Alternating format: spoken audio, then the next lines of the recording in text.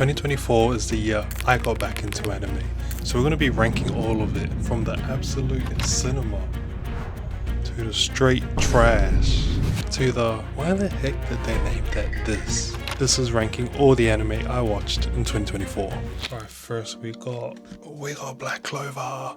As much as I love Black Clover, I don't think it's an S tier. I'll give it an A tier. Next we got Bleach. I've seen Bleach. I watched it more than 10 years ago. I don't remember anything that happens. So I'm rewatching it so I can catch up with 1000 Year Blood War. I literally just caught up 2000 Year Blood War today and I've watched the first 3 episodes and I'm loving it. I still don't think it's an S tier. I'll give it an A. Golden Time.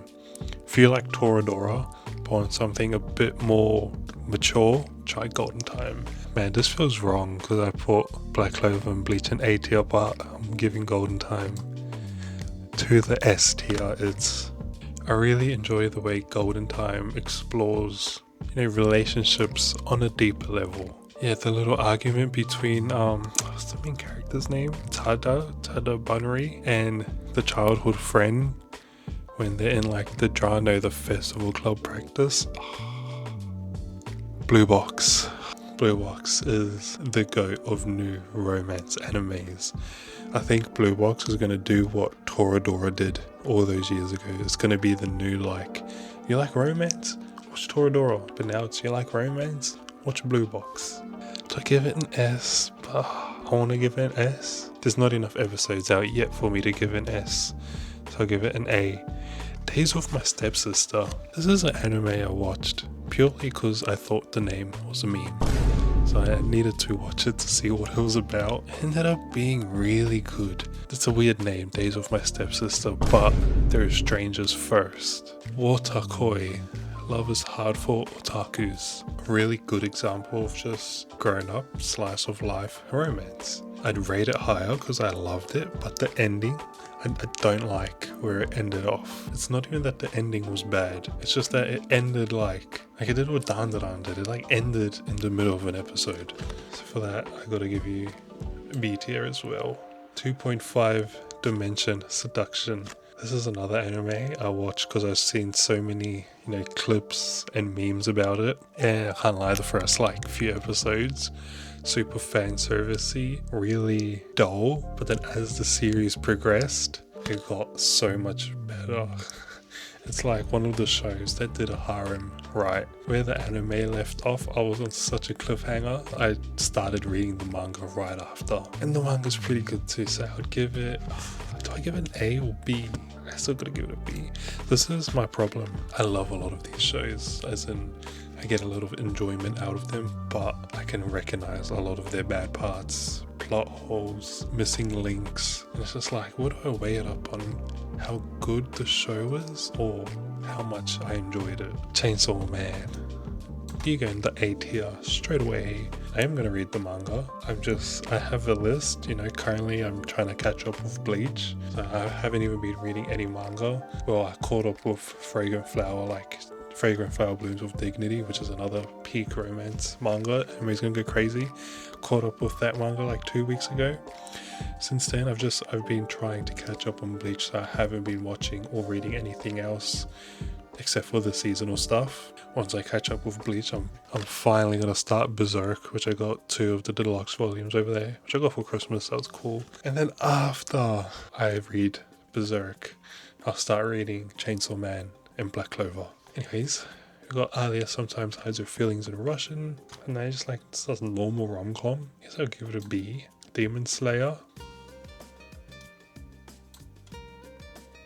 Now, I love Demon Slayer. If you had a textbook and you're this is how you make a good battle shonen, Demon Slayer does all of that. 10 out of 10, but at the end of the day, it is a bit basic. Also, if you haven't, read Kagura Bachi. It's like Demon Slayer and JJK combined. Anime is gonna go crazy once it's out. My Dress Up Darling. This is another show I really enjoyed. I think I rated it a 9 on my anime list. But now that I think about it, I can't remember much about what happens in the show. I remember enjoying it a lot. I remember really liking the main couple, or the main characters. And yeah, I guess I don't it's my problem. I don't think it was that bad. I'd give it a C. I'm just gonna have a long ass BTR.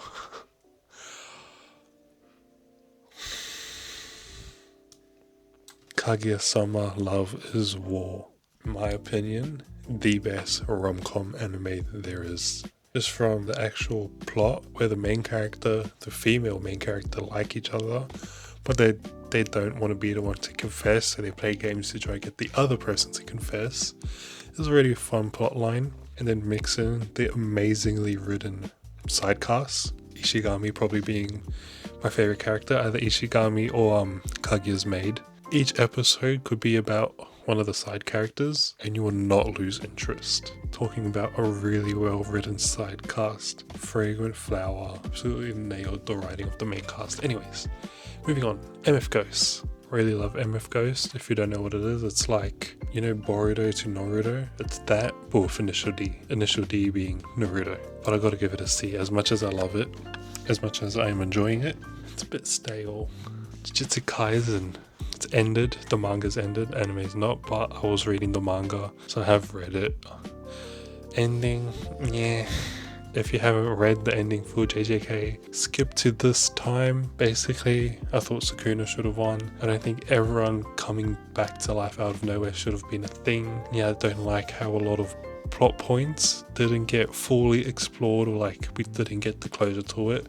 Instead, towards the end, we got like these random new plot points. Anyways, I'll give it an A. The One Piece is real. I don't even need to say anything. It's almost April. What's the date?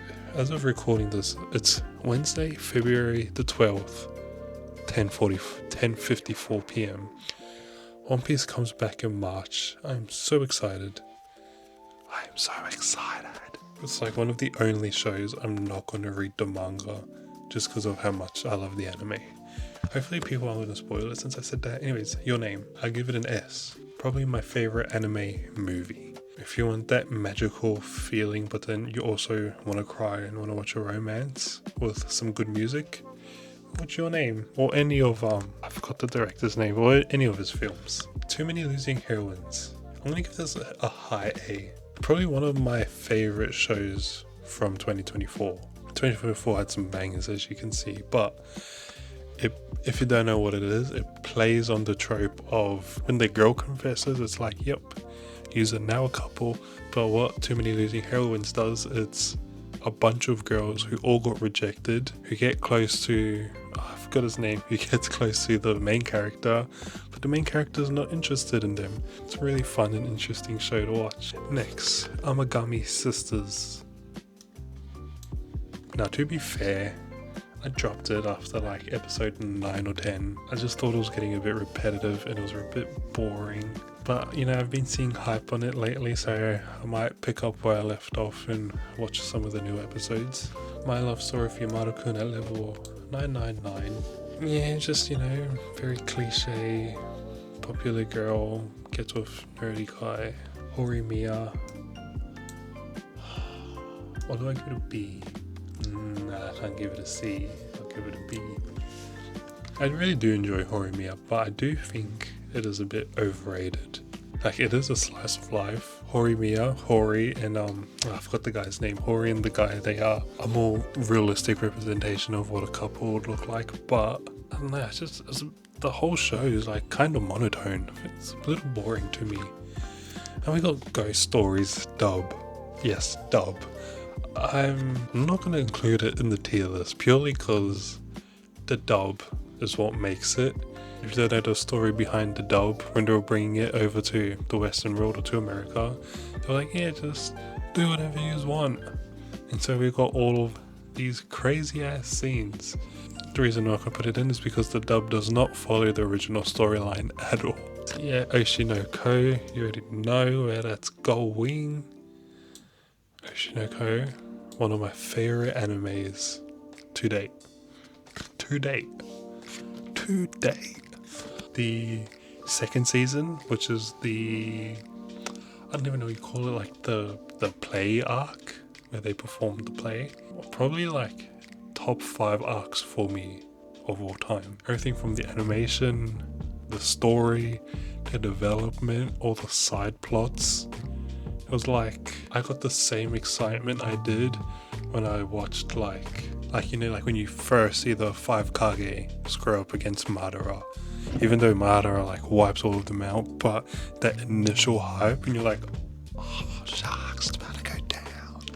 Like that initial hype is what I got through all of the second season. Mob Psycho. This is high A. Got Mob Psycho Saitama just with hair. Now this, if you want to talk about character development, if you want an anime, if you want a shonen, a battle shonen with character development, that's not, 300 plus episodes. I don't even think it's 100 episodes. It's like 50 something.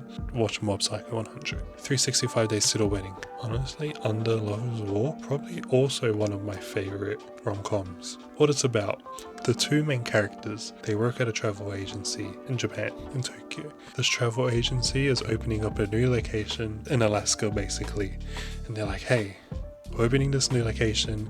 Some of you workers, or one of you workers, gonna go down there to help open it. But if you're married, if you have a kid, you have the option to stay. So our two main characters was like, hey, let's fake a marriage. And you know how it goes from there. Bunny Girl Senpai.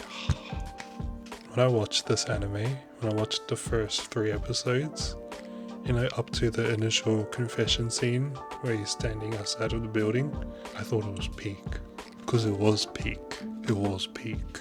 Then as the story went on with, exploring the adolescence syndrome, to me, it just became super repetitive.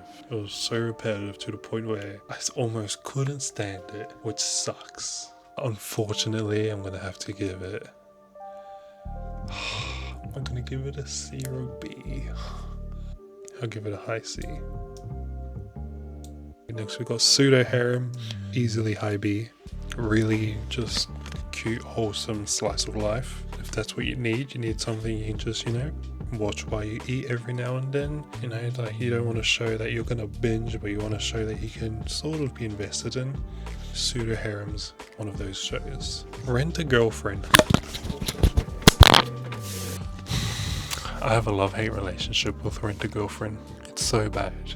It's such a bad show. The characters suck, but I love it. I really like the show and enjoy it. Ask anyone on the internet who's seen Rent a Girlfriend. They're gonna talk about how crap of a character Kazuya is. Alright, you heard me talking about Mob Psycho, our main guy Mob. One of the best character progressions development. If you want the exact opposite character, Kazuya. But why do I like it? I don't know. I don't know why I like it. I just do. It just makes me feel an emotion that's like, but I want to keep watching it. I can't explain it. See, Rent a Girlfriend for me, it's either an S tier or a D tier. Today, it's a D tier. Because now thinking about how I got so clickbaited by the synopsis, it's a D tier today. The Disastrous Life of Psyche K. It's either high A tier or low S tier. This is hard. I gotta give it an S tier. If you want a slice of life and a comedy that's actually funny, not just Japan funny, and also has a really wholesome, nice ending. And even Psyche, he's such a, I don't even know what the word is, he's so monotone, he's so nonchalant. Even he shows a lot of character development. If he can show it, what the heck is Kazuya doing? Initial D. Now, I've seen Initial D. I've seen it a million times. I probably watch it like once a year, to be honest. But this is my first time watching the 5th and final stage, which I could never find in English sub, but I finally found it. Yeah, the 5th and final stage was some peak for real. But do I give it an S tier? I don't know. It's like Psyche K. It's either low S or high A. But I can't put Psyche K under it, so it's gonna go S. Man, there's a lot of S tiers. If you know me, Dan is 100% my humor. Plus, the art style, I think it had one of the best art directions of all of 2024. The way they utilize colors, especially when they fighting the monsters, whoever that monster is, it'll go monotone, just that color. Like it went pink when they were fighting Aida's one, but it was like different shades of pink. I thought that was really creative and really good. That's all the anime I watched in 2024 in the tier list.